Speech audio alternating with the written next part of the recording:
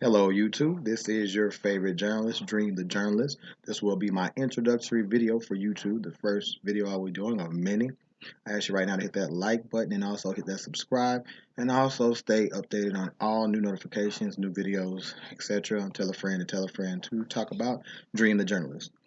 Today, the first case I would like to speak on would be the case of Honey Malone, Vanessa Malone. This case is out of Stone Mountain, Georgia. Um, this occurred on 10/23 of 2012, and I'd first like to start by telling you guys the key players or the key individuals in this case, those close to the victim. First we have the Kevin Lewis, aka Cotta. Um, him and another player in the whole situation named Mercy were like brothers. Cotta introduced Honey to everyone involved in this situation in the circle. We have Travaris Martell Brad Benford, also known as Jack. The apartment was in his name. He was charged with tampering with evidence for moving drugs from the residence before police arrived the night of the in question murder. He was also the individual that called 911, a call which has not been released to the public nor to the family for some unknown reason. Um, India Smith. India Smith was there that night with Yak. They were a reported couple. She knew Honey because maybe less than a week earlier, she and a few other people went to the club with a female named Shar and Honey were said to have gotten to somewhat of a shoving match and an argument. Tristan Larry Cook, aka Spoon, stated maybe that Shar might have killed her due to not liking her. I've heard cases of females killing other females, but in this case, my gut tells me that that's probably not what happened. Tristan with Spoon was kind of like security of the spot, the trap, whatever you want to call it. Gary Bernard Huckabee, very important person in this case. Gary Bernard Huckabee lived 2 houses away from Honey. He was known to be a shady individual and associate with thieves and addicts. Has a prior arrest for theft of property. He called and texted Honey several times that day.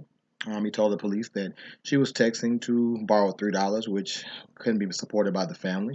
Honey had a job, her mom had a job, and a family that she could have easily got $3 from. So this story most definitely does not sound like it could be credible or legit. And police failed to secure Mr. Huckabee's phone to confirm the reasoning for the phone calls and the text. Um, let's see. All right. Going off my notes, you guys, because I haven't got them all in my brain just yet. Um, the police, at no time, like I said, took his phone to verify the story. Huckabee also gave someone Honey's purse to return to her sister at the wake, and the question would be, if you lived 2 doors down from someone that you thought was like family to you, wouldn't you just walk the property back down to the mother or to the family? She treasured her belongings. Her family said that she would never ever leave her purse anywhere. Um, and Huckabee was spotted by reports pacing in the parking lot the day at the time of the murder. After hearing gunshots, he ran over to the apartment and asked could he help hide the drugs. Okay, how in the world would someone that treated someone as their daughter, knowing they were shot there, first thing you say is go help hide some drugs? It's most definitely a red flag to me. Um, let's see.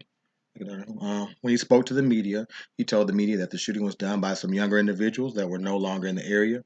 Another key player in this would be Donald Eugene Ash, aka Mercy.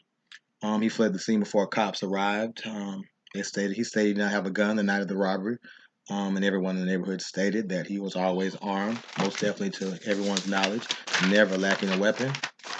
And this would be the account that was given by India and by Yak. Make sure I got my stuff together. I don't want to quote that wrong. I don't want to quote anything wrong. Yes, that'd be India and Yak. This is the account given by them of the events from that night. Malone entered the apartment from the rear entrance. And my question is, if all the adults in the home had settled down for the night and went to bed, how is that possible? Did someone leave the door open accidentally or intentionally? In my mind, I feel, in the mind of others, I feel like the door was left open intentionally. Malone entered at the rear of the apartment while the home invasion was already in progress. Also stated that she became frightened and attempted to flee the apartment, but was captured and brought back inside.